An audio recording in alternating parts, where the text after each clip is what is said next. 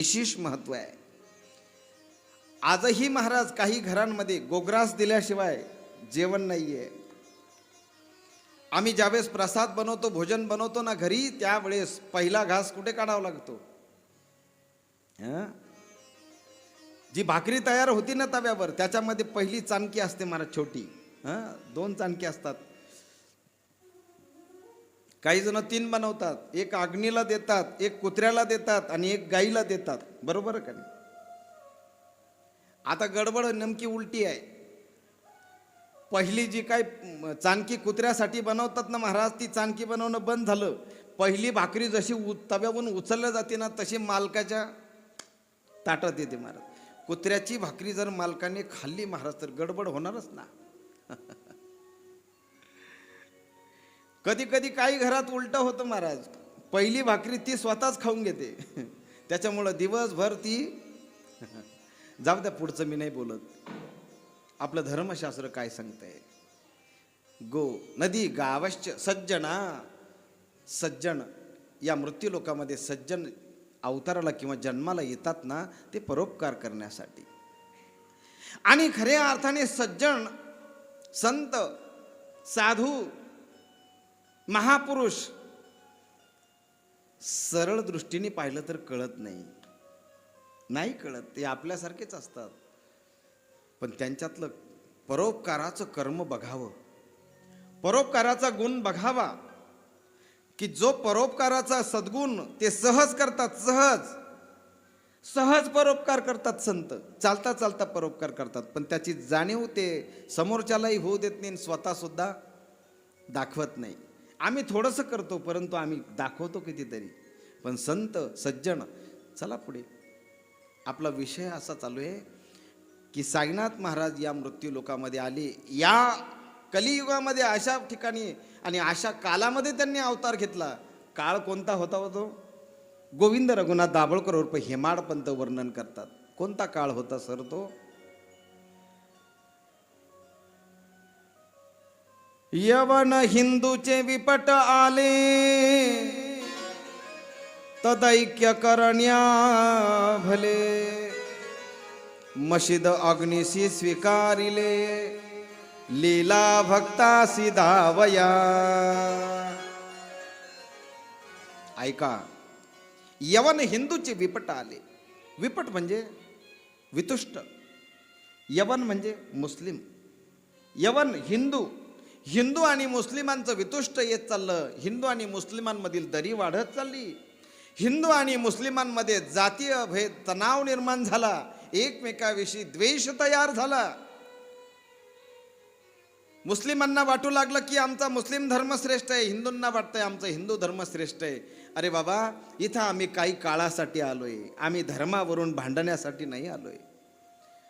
आणि अशा वेळेस गोविंद रघुनाथ दाभोळकर हेमाडपंत साई चरित्रामध्ये लिहितात, यवन हिंदूचे विपट आले, तद ऐक्य करण्या भले. त्या दोघांचं ऐक्य व्हावं, त्यांच्यामध्ये सहिष्णुता नांदावी, त्यांच्यामध्ये सामंजस्य नांदावं, त्यांच्यामध्ये प्रेम नांदावं, याच्यासाठी त्यांच्यातील वितुष्ट संपून जावं, याच्यासाठी तद ऐक्य करण्या भले, मशीद अग्निसी स्वीकारिले, लीला भक्तासी दावया. भक्तांना लीला दाखवण्यासाठी साईनाथांचा दिव्य अवतार आहे. आणि त्या काळामध्ये खरंच तशी परिस्थिती होती. तशी परिस्थिती त्या काळामध्ये होती. आणि अशा परिस्थितीत अवतार झाला. काल आपण कथा थांबवली कुठे? जरा सांगा मला खालून, कुठं थांबवली कथा आपण? कालची कथा कुठपर्यंत आली होती आपली? काल गोविंद रघुनाथ दाभोळकर यांना साई चरित्राचं लिखाण का करावं वाटलं, याकरता आपण कथा सांगत होतो, जी स्वतः हेमाडपंतांनी सांगितली. हेमाडपंत सांगतायत की खऱ्या अर्थाने मी साईनाथांचं नाव ऐकलं ते चांदोरकरांच्या मुखातून. मी साईनाथांची कीर्ती ऐकली ती दीक्षितांच्या करवी. आणि मग त्यांच्यामुळे मला असं वाटू लागलं की आपणही एक दिवस शिर्डीला जावं. माझ्या मनामध्ये ओढ वाटू लागली. ज्यावेळेस तुम्ही एखादं चिंतन करता ना, त्याच वेळेस तुम्हाला त्याची ओढ लागते. मी मगाशी काल एका मातामोरीला विचारलं, आई तुम्ही शिर्डीला आलात का? ते म्हटले नाही बाबा, अजूनपर्यंत शिर्डीला मी आलेच नाही. काय मला बाबाच बोलवत नाही. जोपर्यंत बाबा मला बोलवत नाही तोपर्यंत मी कसं येणार? का वाक्य छान आहे, भावही छान आहे. पण मला एक सांगा ना, समोरची व्यक्ती आपल्याला कधी बोलवेल हो? सर तुम्ही मला केव्हा बोलवाल? तुम्ही चिंचपाले सर, मी तुम्हाला विचारतो, तुम्ही मला केव्हा बोलवाल हो? अरे आता तुमचा माझा कालपासून परिचय झाला, मग तुम्ही बोलवणं गोष्ट वेगळी आहे. परंतु याच्या आधी तुम्हाला सुरासे महाराज कोणी हे माहीतच नव्हतं, तुम्ही मला बोलवलं असतं का? नाही. बरोबर आहे का नाही? हां. अरे जोपर्यंत परिचय होत नाही तोपर्यंत प्रीती होत नाही. बिना परिचय होय ना प्रीती. अरे बाबा, जोपर्यंत परिचयच नाही तोपर्यंत प्रीती होत नाही, प्रेम होत नाही. मग परिचयच नसल्यानंतर तुम्हाला साईबाबा तुम्ही साईबाबांना ओळखतात, मान्य आहे. बाबा ही तुम्हाला ओळखतात, ही तुमची दिव्य भावना आहे. परंतु बाबांनी आपल्याला बोलवावं यासाठी आपण काहीतरी करावं लागतं ना. काय करावं लागतं? आपण काही करायचं नाही, आपण फक्त त्यांचं चरित्र अगोदर वाचायचं. काय करायचं? आपण त्यांच्या चरित्राचं पारायण अगोदर करायचं.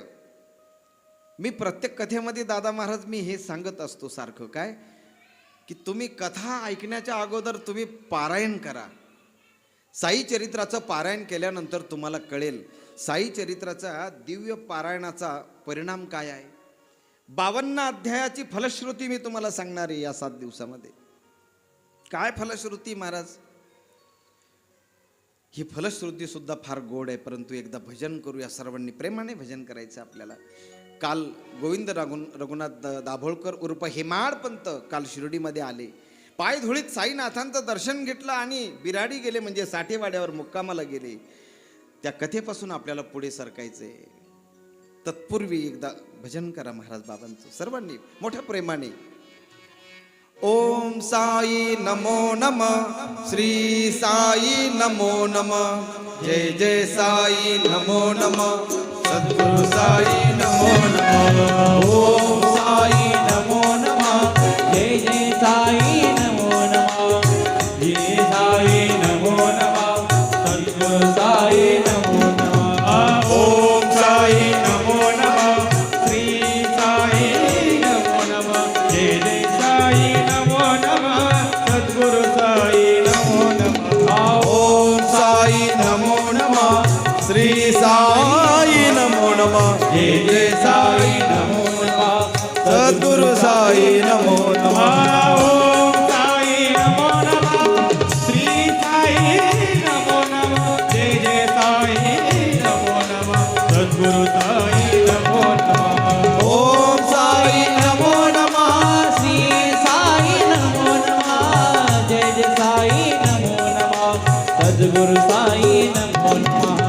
ओम साई नमो नमः, श्री साई नमो नमः, जय जय साई नमो जय हो. सद्गुरु साई नमो नमः.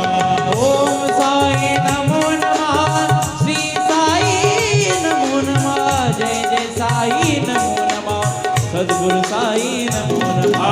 ओम साई नमो नमः, श्री साई नमो नमः, जय जय साई नमो नमः, सद्गुरु साई नमो नमः. हे ओम साई नमो नमः, श्री साई नमो नमः, जय जय साई नमो नमः, सद्गुरु साई नमो नमः.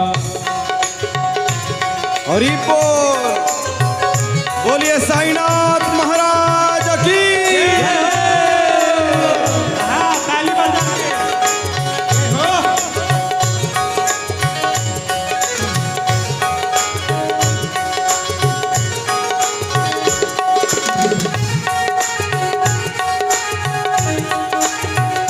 हरी बोल.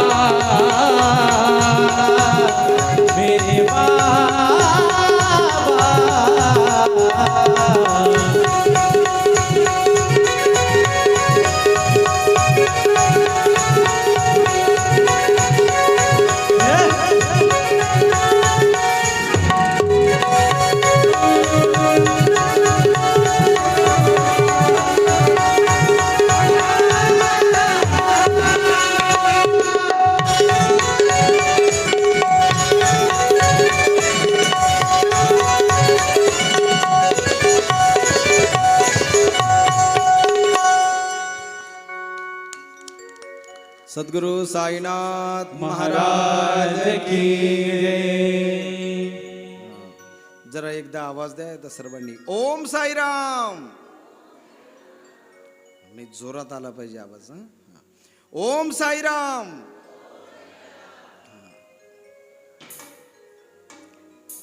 तसं जर विचार केला तर आपण या मंदिराच्या अवतीभोवतीच एवढी घरं आहेत का, हे सगळे जरी लोक आलेत तरी सुद्धा भरून जाईल. इतक्या जवळ साई चरित्र रूपी गंगोत्री आली जवळ. साई कथा रूपी गंगोत्री एवढी एकदम घराजवळ आली. त्याच्यामध्ये बुडी घ्यावी, त्याच्यामध्ये स्नान करावं, याच्यासाठी निमंत्रण कशाला पाहिजे महाराज. संतांनी सर्वांना बोलवले महाराज. या रे लहान थोर याती भलती नारी नर, करावा विचार न लगे चिंता कवनाची. अरे काय कोणाचा विचार करायचा महाराज. जीवन हे प्रवाहासारखं असतं महाराज. कालच्या कथेमध्ये तुम्ही पाहिलं असेल, गोविंद रघुनाथ दाभोळकर उर्फ हेमाड पंत असं लिहितात की मी खऱ्या अर्थाने 1916 साली मी रिटायर झालो. म्हणजे अगदी बाबांच्या लीला जवळजवळ संपत आल्या. 1918ला साईनाथांची समाधी आहे आणि त्याच्या अगोदर हेमाड पंत संपर्कात आले. बाबांच्या भक्तीची गोडी लागली महाराज. बाबांच्या लीला श्रवण करण्याची गोडी लागली. सुरुवातीला अगोदर जोपर्यंत पाहिलं नाही तोपर्यंत भक्ती अशी वाटत नव्हती, कारण शंका यायची. आजकाल काय झालं, आपण गणवेश ठरवून टाकले, युनिफॉर्म आपण ठरवून टाकले आणि युनिफॉर्मला किंमत आहेच नाही असं नाही. अरे पोलिसाचा ड्रेस जरी पाहिला नव्हता, पोलिसाचा गणवेश जरी पाहिला तरी सुद्धा धस्स होतं की नाही. अरे रूपाने फरक पडतोच ना. एखाद्याचं ते रूप पाहिलं, गणवेश पाहिला, भगवे कपडे घातलेले असलं तर लगेच आम्हाला लगेच तो भाव तयार होतो, आहे की नाही. तो भाव तयार होतो. ती ताकद आहे भगव्यामध्ये. त्याचा परिणाम होतो, बरोबर आहे. पण शास्त्राने किंवा धर्मशास्त्रामध्ये कोणीही सज्जनाने आजपर्यंत संतांचा ड्रेस सांगितला नाही. संतांना कुठलाही गणवेश असतो असं कोण्याही शास्त्रामध्ये, धर्मशास्त्रामध्ये सांगितलेलं नाही. मग आम्ही गणवेशाचं बंधन पाळायचं नाही का? पाळायचं, ते गरजेचं पण आहे. तसा भावही जागृत होत नाही, पण खऱ्या अर्थाने हे लिखित स्वरूपात नाही आहे. मी नेहमी एक वाक्य बोलत असतो माझ्या कथेतून दादा महाराज. कोणतं? साधू संतांचा गणवेश पाहू नका, साधू संतांचा गणवेश पाहू नका, साधू संतांचा गुणवेश पहा. गुणवेश. अरे गणवेशावरून काय साधू ठरवता तुम्ही? त्यांचे गुण पाहिले पाहिजे, बरोबर आहे की नाही. महाराज 2 तास इथं कसं 3 तास कथा कशी करतो, यापेक्षा उरलेले काय 22-23 तास तो कसा वागतो समाजाशी, घरच्या लोकांशी आणि समाजात तो कसा वागतो हे पाहिलं पाहिजे. इथं तर काय 2-3 तास तो कथा करण्यापुरतं, कीर्तन करण्यापुरतं तो चांगलंच वागणार आहे, चांगलंच बोलणार आहे. परंतु मला असं वाटतं का इथल्यापेक्षाही बाकीचे उरलेले तास आहे ना, तो कसं जीवन जगतो, तो कसा वागतो याला महत्व आहे. कारण साधूंचं चालणं, साधूंचं बोलणं, साधूंचं पाहणं, साधू जशी जशी कृती करतात ना त्या कृतीकडे समाजाचं लक्ष असतं आणि समाज त्या पद्धतीने पुढे फॉलो करतो किंवा त्या पद्धतीने पुढे मार्गस्थ होतो. वेद मार्गे मुनी गेले त्याची पंथे चालिलो, किंवा मार्ग दावनी गेले आधी दयानिधी संत ते, त्याच पंथाने आपण चालायचंय. तेनेची पंथे चालू जाता न पडे गुंता कोठे काही.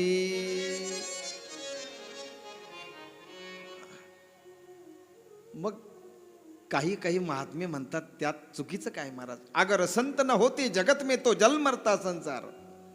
आणि या जगामध्ये जर संतच नसते ना तर हे जग केव्हा जळून खाक झालं असतं. आज मोबाईलचं युग आहे. आज तंत्रज्ञान एवढं विकसित झालंय, विज्ञान एवढं प्रगल्भ झालंय, इतकं प्रगत झालंय. आज कुणाकडे वेळ नाहीये. तुम्ही एखाद्याला जर आता फोन केला असेल, तुम्ही इतकी सुंदर कथा चालू आहे ये ऐकायला, ती म्हणते मी आले असते, पण खरं सांगू का आय एम बिझी, मला वेळच नाही, है का नाही. सरांनी सुद्धा तुम्ही फोन केले असेल काही लोकांना, यावं वाटतं हो, पण काय करणार, वेळच नाही, है का नाही. खरं सांगा तुम्ही, या जीवनामध्ये जर कधी महाराज चांगल्या कार्यासाठी जर आपण वेळ काढला तरच वेळ आहे, नाहीतर वेळच नाही आहे, वेळच नाही आहे. इथं सगळे प्राध्यापक मंडळी, सुशिक्षित मंडळी आहात. या ट्रस्टवर जे कोणी आहेत ते सगळे विद्वान मंडळी आहेत, ज्ञानी मंडळी आहात. तुम्ही इतकं सुंदर या ठिकाणी वातावरण निर्माण केलं, हे चांगल्या बुद्धीशिवाय निर्माण होत नाही. कुठलंही निर्माण जे होत असतं ना महाराज, त्याच्यासाठी अगोदर बरंच काही खर्च करावं लागतं.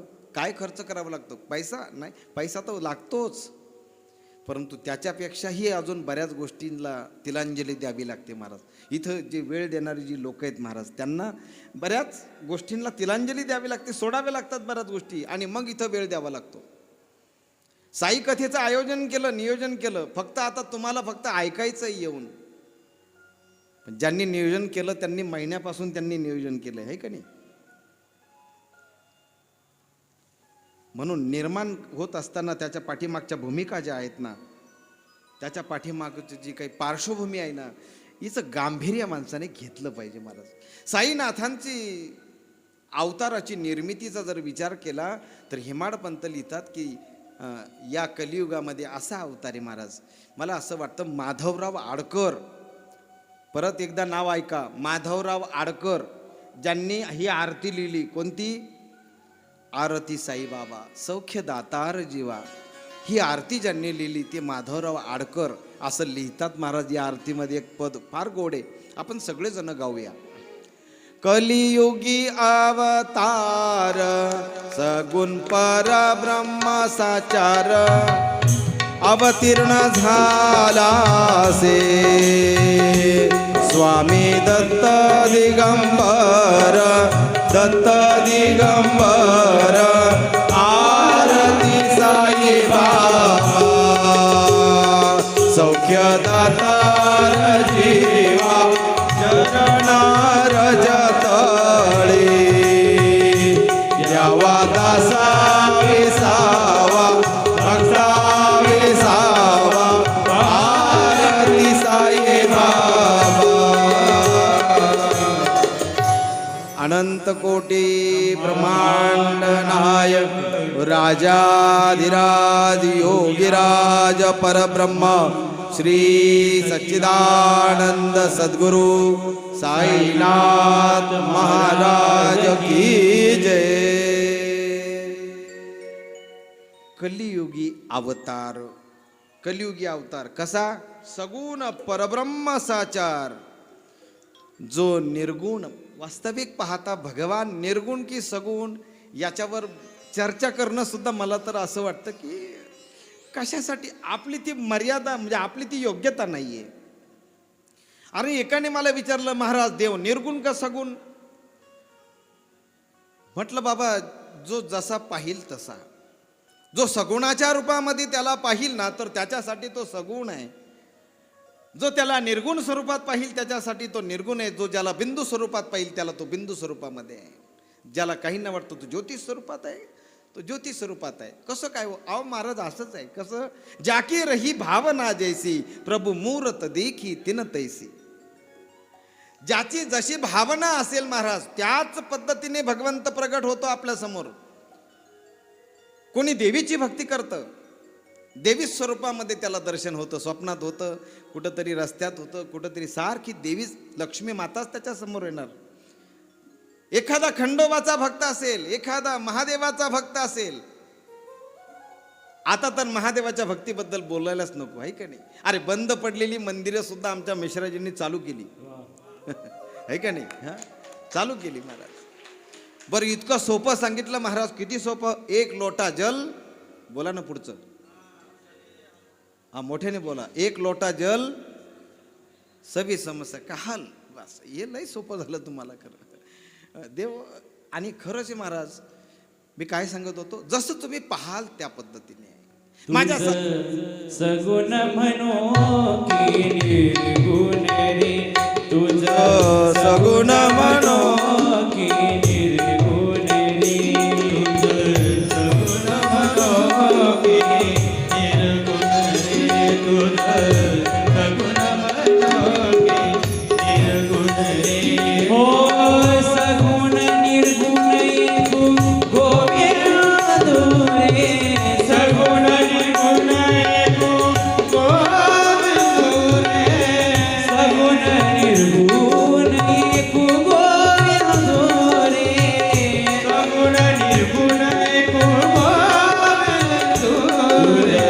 सगुण म्हणो की निर्गुण रे, तुझं सगुण म्हणो की निर्गुण रे, तुझं सगुण म्हणो की निर्गुण रे, तुझं सगुण म्हणो की निर्गुण रे, तुझं सगुण म्हणो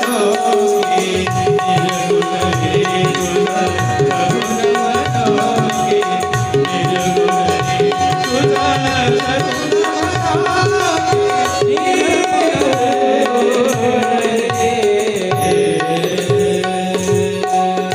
सद्गुरु साईनाथ महाराज की जय. भगवान परमात्मा सगुण का निर्गुण अवघड आहे ना सांगणं. परंतु एक मात्र लक्षात घ्या, तो कसा आहे, जाकी रही भावना जैसी. मला वाटतं आडकरांनी आरतीत हा पण उल्लेख केलाय महाराज, हा पण उल्लेख केलाय. जयामणी जैसा भाव दया तैसा अनुभव, तापिसी दया करना, ऐसी तुझी भाव, तुझी भाव, आरती साई बाबा. सौख्य दातार जीवा चरण रजतळी, द्यावा दासा विसावा, भक्ता विसावा, आरती साई बाबा.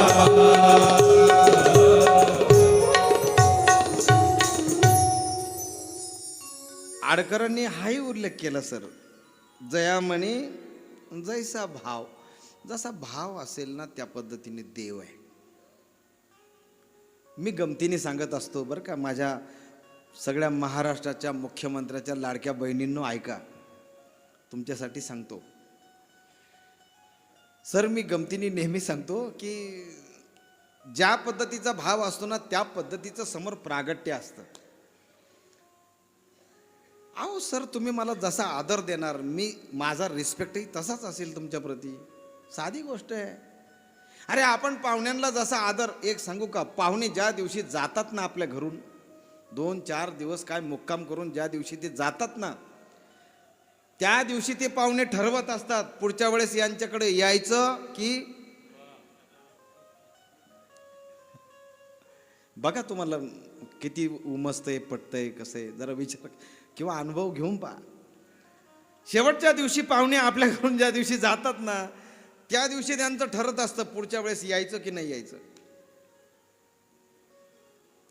जाताना आपण त्यांना कसा निरोप देतो ना त्याच्यावर फार अवलंबून असतं, है की नाही. ते अनुभव आम्हालाही येतात बऱ्याच ठिकाणी. बऱ्याच काही गावांना आम्ही गेलो, एकदाच गेलो बिचारे, परत काही तिथे जायचा योग आला नाही आणि बाबांनी येऊ दिला नाही. आणि काही गावं अशी आहेत सर की आम्ही त्या गावांना म्हणजे अक्षरशः आता नाही, मी कंटाळू नाही बोललो, तुम्ही आधीच बोलू नका. काही गावं अशी आहेत महाराज का ती सोडायलाच तयार नाही. ते म्हणतात महाराज जोपर्यंत तुम्ही आहात ना तोपर्यंत सेवा करा आमच्या गावात. काय कारण काय हो याला? ज्या पद्धतीचा भाव असतो ना महाराज त्या पद्धतीचं प्रदर्शन असतं. जसा अंतःकरणामध्ये भाव असतो ना महाराज त्याच पद्धतीची दृष्टी तयार होत असते. म्हणून म्हण पडली, जैशी दृष्टी वैसी सृष्टी. हिरव्या रंगाचा चष्मा घातल्यावर सगळं जग हिरवच दिसणार आहे, स्वाभाविक आहे. अरे बाबा देवच नाही असं म्हणणाऱ्यांनी जो चष्मा घातलाय ना त्यांना सगळीकडं कुठेही पाहू द्या, त्यांनी महादेवाचं मंदिर पाहू द्या तरी सुद्धा त्यांना त्यांच्यातला आस्तिक भाव जागृत होत नाही. ते म्हणतात देवच नाही. काही हरकत नाही बाबा. देव एकाने इतकं व्याख्यान केलं भारी, काय सांगावं तुम्हाला, कशावर, देव नाही या विषयावर. आणि मी नेमकं योगायोगाने त्या व्याख्यानाला उपस्थित होतो. सगळं व्याख्यान आटोपलं. ते महाशय खाली आले. म्हटलं काय तुम्ही किती छान बोललात. अहो तुम्ही इतकं सुंदर बोललात आणि पटवून दिलं का या जगामध्ये खरंच देव नाही आहे. काय कमाल आहे, तुम्ही किती सुंदर बोलला, कसं जमलंय तुम्हाला. ते म्हटले अहो काही नाही हो महाराज, सगळी भगवंताची कृपा. आता बघा तुम्हाला उमजलं तर. नाही 5G ना, ते वेळ लागेल त्याला. पण बघा तुम्ही, म्हणजे जसा भाव असतो ना तसं दर्शन असतं. भाव दर्शन ज्या पद्धतीने अंतःकरणात भाव असतो तसं समोरचं दिसत असतं. माझ्या साईनाथांकडं काहींनी देवी म्हणून पाहिलं महाराज, देवी म्हणून. माझ्या साईनाथांकडं जसं आम्ही विठ्ठलाला काही भक्त विठाई म्हणतात, विठाई किठाई माझे कृष्णाई कान्हाई रंगा येई वो. काही जण विठाई, जनाबाईच बोलते ना महाराज. ये ग विठाबाई, ये ग विठाबाई